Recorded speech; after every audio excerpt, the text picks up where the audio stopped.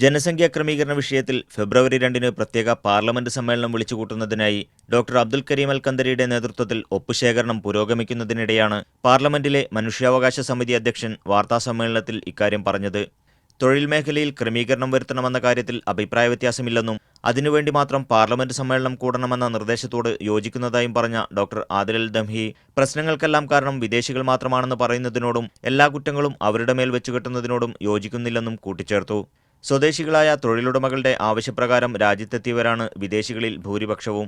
മാനവികതയുടെ നേതാവായി തെരഞ്ഞെടുക്കപ്പെട്ട അമീറിന്റെ നാട്ടിൽ ഈ വിഷയത്തിലും മാനുഷികമായ സമീപനമാണ് ഉണ്ടാകേണ്ടത്. വിദേശികളുമായി ബന്ധപ്പെട്ട് കടുത്ത പ്രയോഗങ്ങളും നിലപാടുകളും എടുക്കുന്നത് കരുതലോടെയാകണം. ഇന്റർനാഷണൽ എമിഗ്രേഷൻ സമിതി പോലുള്ള അന്താരാഷ്ട്ര വേദികൾ ഇക്കാര്യങ്ങൾ സദാ നിരീക്ഷിച്ചു വരികയാണ്.